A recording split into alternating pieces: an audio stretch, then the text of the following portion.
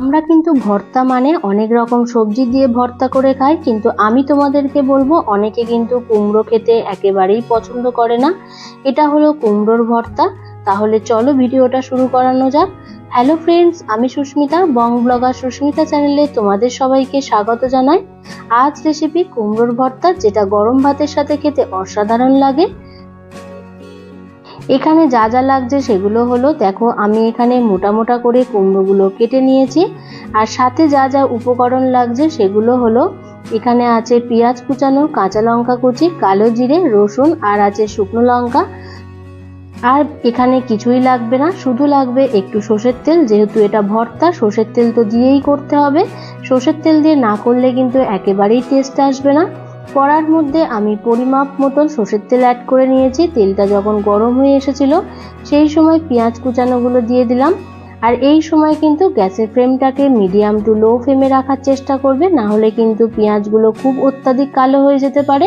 তারপরে ঝালের জন্য দুটো কাঁচা লঙ্কা অ্যাড করে দিলাম, দিয়ে খুন্তি দিয়ে ভালোভাবে নাড়াচাড়া করে নিচ্ছি। পেঁয়াজগুলো কিন্তু প্রায় ভাজা ভাজা হয়ে এসছে।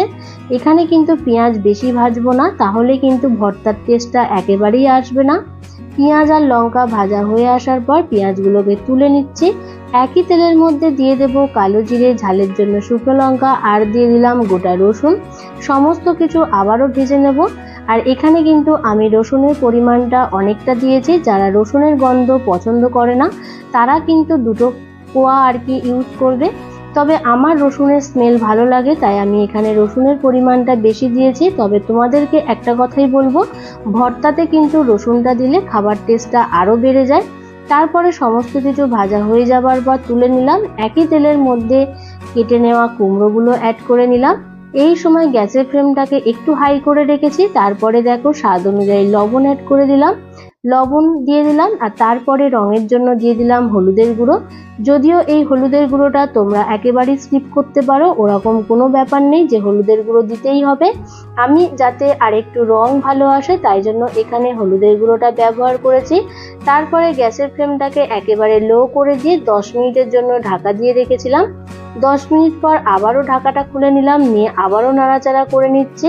আর দেখো এখানে তো বুঝতেই পারছো, খুন্তি দিয়ে আমি কুমড়োগুলোকে কিন্তু বেশ ভালোভাবে একটু নরম যখন হয়ে এসছে ভালোভাবে মিশিয়ে নিচ্ছি। ঠিক এরকম ভাবে হয়ে আসলে আবারও ঢাকা দিয়ে দিতে হবে। তারপর আবারও মিনিট 3 পর ঢাকাটা খুলে নিলাম। এখানে কিন্তু ভিতরে ভিতরে জল রয়ে থাকলে কুমড়োগুলো আরেকটু সিদ্ধ হয়ে এসছে।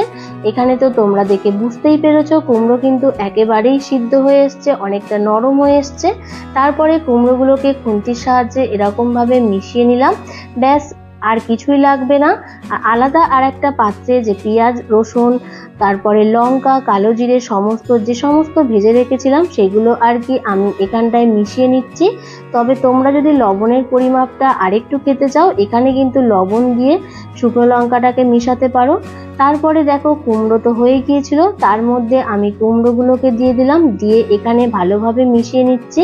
আর তোমরা কিন্তু শেষে অবশ্যই লবণটা একটুখানি দেখবে যে লবণের পরিমাপটা ঠিক আছে কিনা।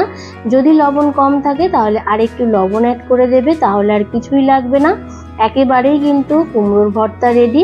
আর এই ভর্তার শেষে আরেকটু কাঁচা সর্ষের তেল দিয়ে দিলে একদম রেডি। আর এই ভর্তাটা আমি বলবো গরম গরম ভাতের সাথে একবার খেয়ে দেখো, খেতে কিন্তু অসাধারণ লাগে। ভিডিওটা আজকের এই পর্যন্ত। কুমড়োর ভর্তার রেসিপি তোমাদের কেমন লাগলো অবশ্যই কমেন্ট করে জানিও। ভিডিওটা ভালো লাগলে লাইক, কমেন্ট, শেয়ার করে দিতে কিন্তু একেবারেই ভুলে যেও না। নতুন কেউ দেখে থাকলে চ্যানেলটাকে সাবস্ক্রাইব করে দিয়ে বেল আইকনটাকে অল করে দিয়ে আমার পাশে থেকো। আবার দেখা হবে নেক্সট কোনো রেসিপি নিয়ে। যদি কোনো রেসিপি জানার থাকে অবশ্যই কমেন্ট করে বলো, আমি যথাসাধ্য চেষ্টা করব। ভালো থেকো, সুস্থ থেকো, টাটা।